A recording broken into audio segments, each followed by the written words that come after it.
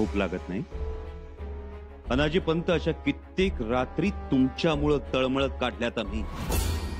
रात्र रात्र जागलो. जेव्हा तुम्ही मंडळींनी आमचा निवाडा उभा केला होता, आमची चूक नसताना तुम्ही जबाबदार मंडळींनी आम्हाला आरोपीच्या पिंजऱ्यात उभं केलं होतं, तेव्हा तेव्हा अणकुचीदार वेदनेनं आमची फरफट केली. तेव्हा महाराज होते, त्यांची संमती होती तुमच्या निवाड्याला. महाराजांच्या नाईलाजाला संमती मानली? हो, तुमच्यावर आरोप ठेवले म्हणून महाराज आमच्यावर रागावले नाही, त्यांना वेदनाही झाल्या नाही. नंदीची शिंग कधी शंकर पार्वतीला लागत नाही, पण या शंभूला मात्र खचकली. रक्तबंबाळ केलं त्यांनी. आज तोच अनुभव तुम्हाला. मरणापेक्षा मरणाची वाट बघणं जास्त त्रासदायक असतं आणि भयावह सुद्धा. म्हणजे युवराज, मोरोपंत, काय समजायचं ते समजून घ्या. उद्या काय होणार याविषयी आम्ही आज बोलणं उचित नाही. युवराज, एकमेकांना बघून घ्या, डोळे भरून बघून घ्या.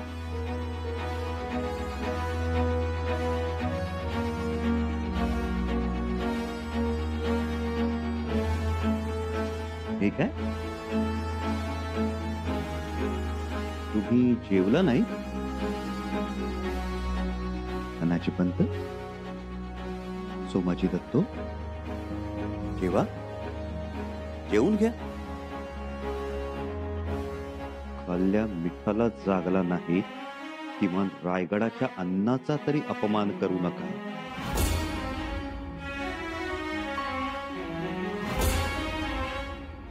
भरल्या पोटानं उद्याच्या प्रसंगाला सामोरे जा. उद्याचा दिवस तुमचा खास घेण्यासाठी उगवणार आहे. त्याआधी घास घास खाऊन घ्या.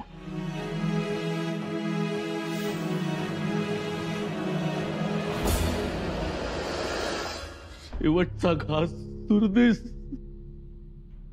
देवा, आता आता काय करायचं? आता संपलं सगळं. दादा, आता काय करायचं?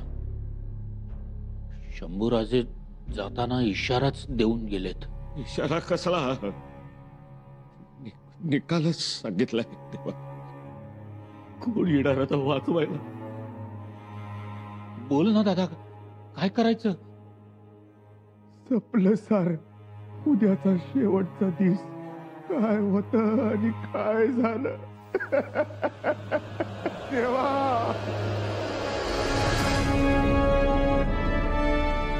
कविराज, उद्या बाळाजी आवजींना तयारीत राहायला सांगा, यांचे जबाब नोंदवून घेण्यासाठी. जी. उद्या पटापट कबुली जबाब देतील. कुणीही कोलांटुड्या मारणार नाही. मला इथेच वाटतं आजच्या रात्रीच्या भेटीनंतर त्यांची खात्री पडणार की आपली वाचण्याची शक्यता संपली ना. कविराज, यांच्या वाचण्याची शक्यता एकच, फक्त ती आमच्या समोर येऊ नये एवढंच.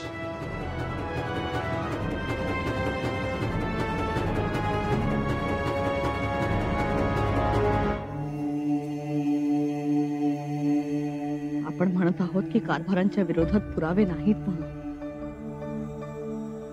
पण अटकेचे आदेश राजाराम राजेंच्या सही शिक्क्याचे आहेत. आपणही त्यास संमती दिली. याचा अर्थ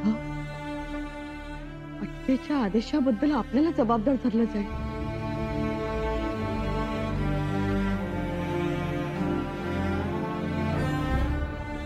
आपण बंधुराज हंबीरराव त्यांना पत्र पाठवली.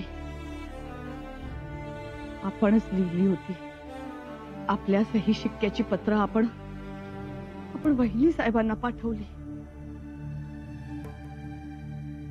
आता तीही शंभूराजेंच्या हाती लागली असणार. आपण असे कसे वाहत गेलो, आपण असे कसे अडकत गेलो, कधी कसं हे सगळं झालं काही कळलंच नाही. आणि आता या सगळ्याचे परिणाम भयंकर असणार.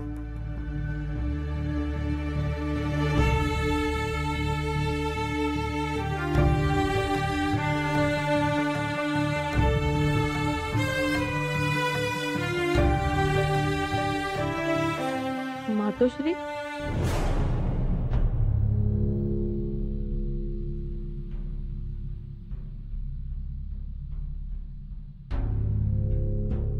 मातोश्री, मातोश्री, तुम्हाला घाम आलाय. घाम नाहीतर काय झालं? कसला विचार करत आहात? तब्येत बरी नाही का?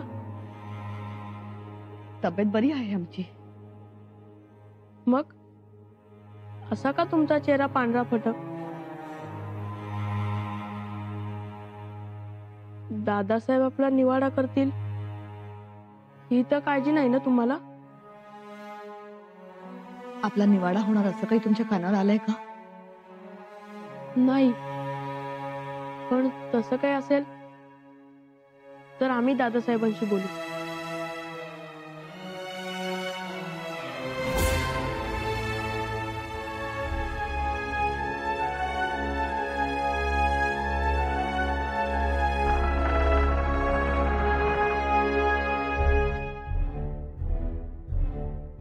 आता दुसरा पर्याय नाही. पर्याय एकच.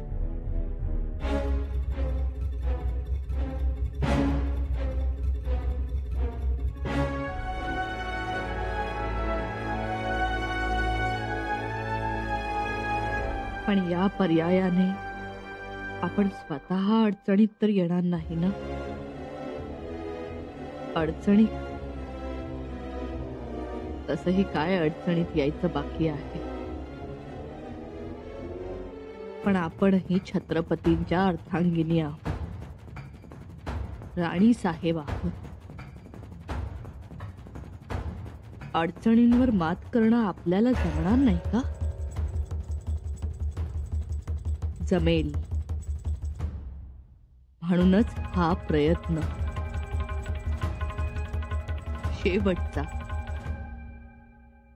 शेवटचा प्रयत्न करायला हरकत काय आहे? कारभाऱ्यांच्या विरोधात पुरावे नसले तरी अटकेचे आदेश आपल्या सही शिक्क्याचे होते. पण आपण का आदेश दिले? महाराज गेले तेव्हा आपणच म्हणत होतो शंभूराजेंना गडावर बोलवा म्हणून. पण परिस्थिती अशी निर्माण झाली की आपल्याला अटकेचे आदेश पाठवावे लागले. कारभाऱ्यांनी जर आपलं नाव पुढे केलं तर आपणही बाजू मांडू शकतो. आपल्या समोर कारभारी कदाचित तोंड उघडणार नाही, परंतु धाकट्याबाई साहेब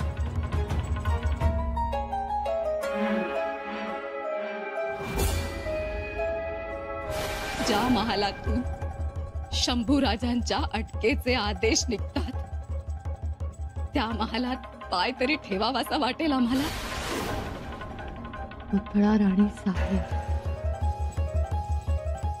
नाही, त्याही आपल्या विरोधात साक्ष देतील असं वाटत नाही. पण राणूबाई, मातोश्री बाजूला व्हा. गड उतार होण्यासाठी आमची परवानगी घ्यावी लागेल. म्हणजे दादासाहेबांच्या अटकेचे आदेश तुम्हीच दिले तर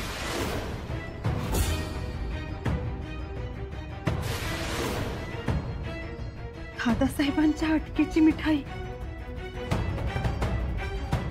आम्ही खावी?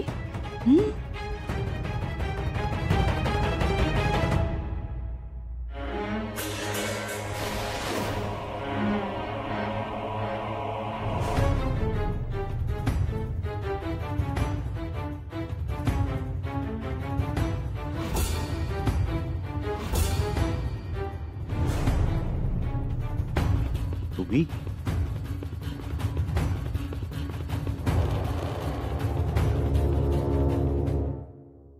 दादासाहेब आम्हाला बोलायचंय तुमच्याशी. नका बोल. का? निवाडा सुरू असेपर्यंत घरच्या कोणीही भेटू नये अशी इच्छा आहे आमची. आम्ही हस्तक्षेप करणार नाही. मग तर झालं. हेच हवंय आम्हाला. आम्ही या निवाड्यातील महत्वाचा साक्षीदार होऊ शकतो. तोही एक प्रकारे हस्तक्षेपच ठरेल. तो कसा? घरच्या मंडळींचे आरोपींशी व्यक्तिगत हेवेदावे असू शकतात, रागलोभ असू शकतात. त्यामुळे घरच्या माणसांना निवाड्यापासून दूर ठेवले आम्ही. युवराजींना सुद्धा दूर ठेवले ते याचसाठी.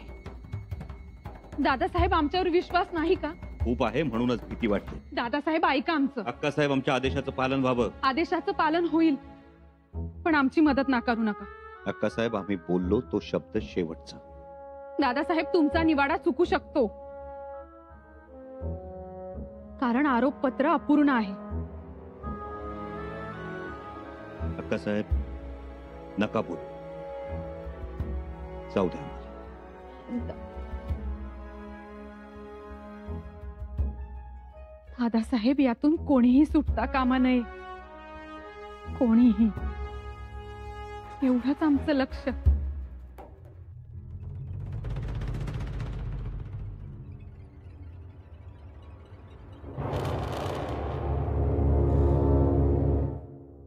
बाळराजे, दादासाहेब,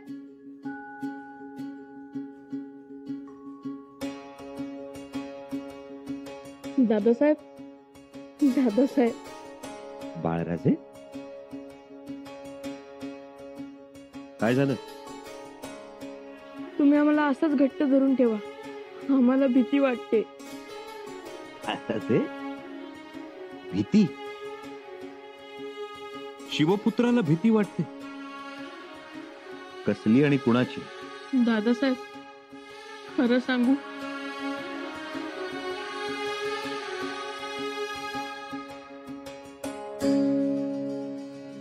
खरंच सांगायचं, खरं वागायचं. बोल. दादासाहेब, निवाडा सुरू झाल्यापासून सगळेजण घाबरले. कोणच कोणाशी बोलत नाहीये. आणि आम्ही बाहेर पडलो की सगळेजण आमच्याकडे बघत राहतात. आणि पुढे गेलो की कुजबुजतात. काय? सरदार मालसावंतांच्या नंतर कोणाची किंकाळी फुटणार याची चर्चा. दादासाहेब, गडावर भीती पसरली आहे. बाळराजे, वणवा पेटला की जंगल भयभीत होतच. सदाचार जागृत झाला की दुराचार घाबरतो. तुम्ही निर्धास्त असा. घाबरू नका. शिवपुत्रानं कधीही कशालाही घाबरायचं नसतं. जी दादासाहेब. अगदी मृत्यूलाही. त्यामुळे तुम्ही घाबरू नका. चल, तुमच्या दालनात जा.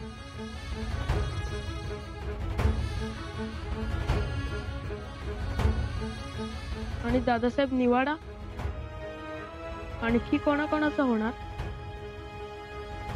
ते आम्ही कुणालाही सांगणार नाही.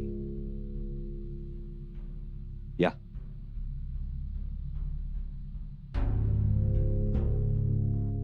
दादासाहेब, पण मग तुम्ही कोणालाही माफ नाही करणार?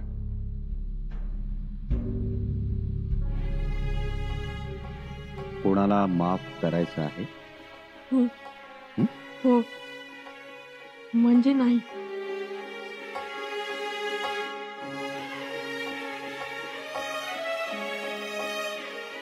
एक गोष्ट लक्षात ठेवा. जर आम्ही दगाबाजीला माफ केलं तर आबासाहेब आम्हाला माफ करणार नाही. बाराजे आपल्या आबासाहेबांनी दगाबाजीसाठी आपल्याला एक अमूल्य देणगी दिली, वागणक. त्यानं दगाबाजीचा कोथळा बाहेर काढायचा. जी. या.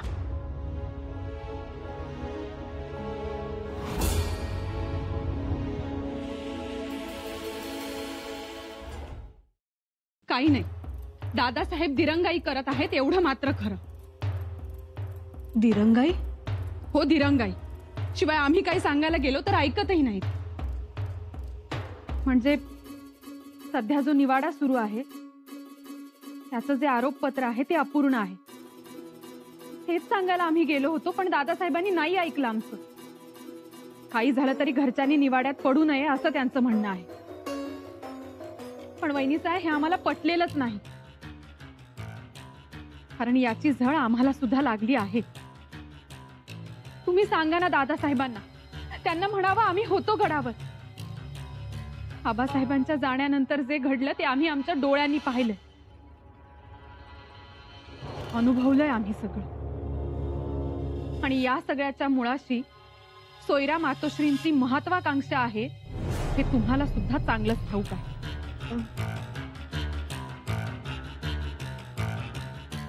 बरोबर आहे ना वहिनीसा?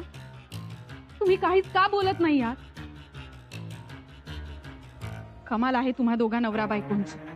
एक जण आम्हाला काही बोलू देत नाही आणि दुसरा स्वतःच काही बोलत नाही. एक विचारू, सोयरा मातोश्रींचा आई म्हणून दादासाहेबांनी विचार करावा असं तर तुम्हाला वाटत नाही ना? आणि तसं जर का तुम्हाला वाटत असेल तर दादासाहेबांचा पुत्र म्हणून सोयरा मातोश्रींनी विचार करायला नको होता का?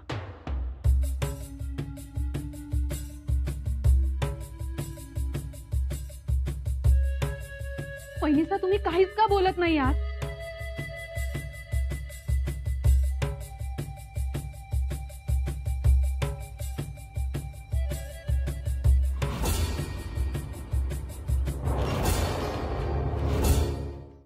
मातोश्री, आपण इथे?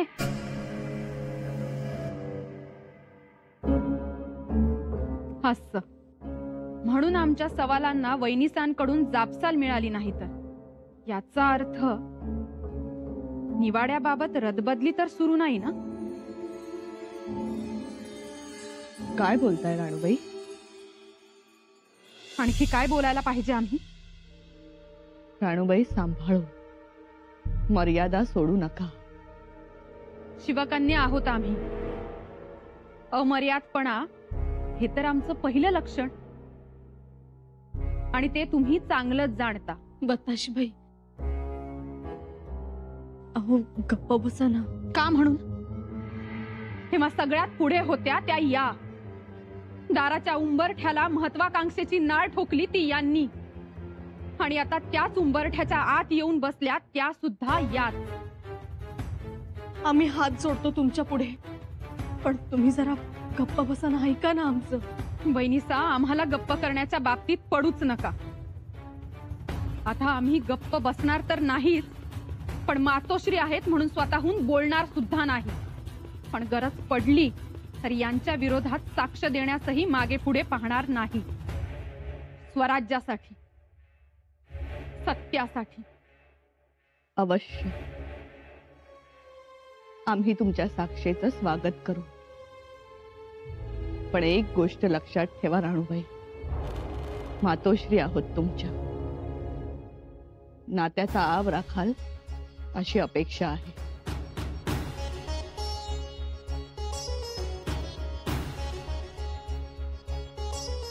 बताशीबाई, अहो असं बोलतात का? आम्ही अशाच आहोत आणि असंच बोलणार.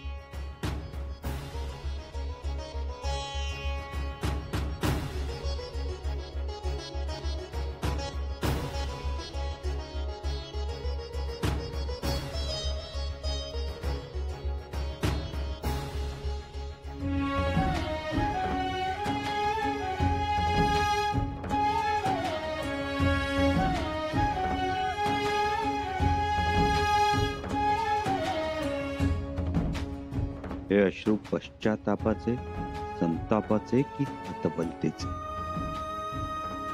तुमचं तुम्हालाच ठाऊक. एक गोष्ट मात्र नक्की, तुम्ही अडचणी वाढवून ठेवल्यात मातोश्री.